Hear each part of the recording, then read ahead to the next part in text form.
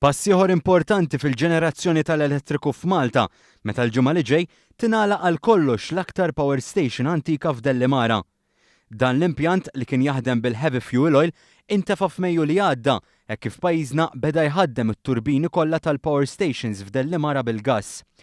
Waqt żjara li l-Ministru għall-Enerġija Joe Mizzi għamel fiċ-ċentru amministrattiv tal-Enemalta fil-Marsa, iċ-Chairman Eżekuttiv tal-Enemalta l-Inġinier Fredrik Azzopardi qal li bl-għeluq tal-Power Station ta' Dellimara se tintemm kull possibilità li pajjiżna juża l-heavy fuel oil fil-ġenerazzjoni tal-elettriku.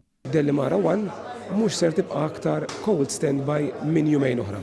Għaldaqstant l-Enemalta anke jekk trid ma tistax tuża impjanti tal-heavy fuel oil għax mhux se jibqa' impjanti tal-heavy fuel oil fil-pajjiż.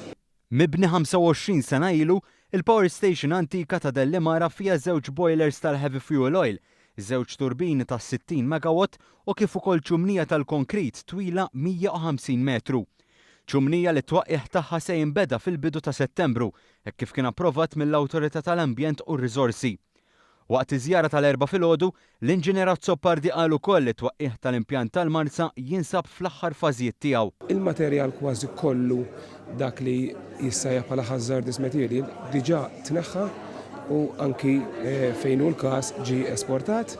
Nista' ngħid li qegħdin fl-aħħar fażijiet għax huwa maħsub li sal-bidu tas-sena d-dieħla il-bini kollu, l-impjant kollu, il-makkinarju kollu ikun iżżarma u tneħħa mis-sit tal-Marsa.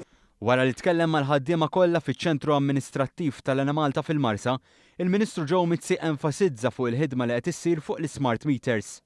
Semma kif hemm numru minn dawn li mhux jagħtu informazzjoni minħabba problemi tekniċi u se jsiru xi xogħlijiet biex tinstab soluzzjoni għal din il-problema. Semma wkoll li għad hemm bosta konsumaturi li għadhom bl-arloġġ tad-dawl l-antik. Issa minna sistema biex iwasslu ċar u tont messaġġ ikun nafu li wasal għandak li jkun fejn ngħidu ċar u tont għandek din l-opportunità jekk inti minn tista' tibdel il-meter aħna se neħtu passibbat differenti biex nassiguraw li dak li jkun ikollu jadera jifri biex ma dawk ħanidek id-direttivi li jibdel il-meter. Dwar id-domanda rekord ta' enerġija li rreġistra pajjiżna fl-aħħar ġimgħat anke minħabba sħana qalila li laqtet lill-Gżejjer Maltin, iċ-Chairman Eżekuttiv tal-Enemalta qal li bl-investiment li sar fl-aħħar 3 snin pajjiżna jinsab lest għalija u għażieda fid-domanda.